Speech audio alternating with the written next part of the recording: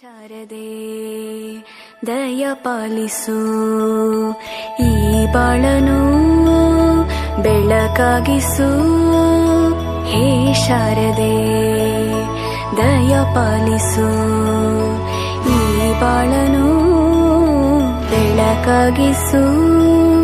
ನಾಳೆಗಳ ದಾರಿಯಲೇ ನಂಬಿಕೆಯ ನೆಲೆಯಾಗಿರಿಸು, ಮುನ್ನಡೆಸು.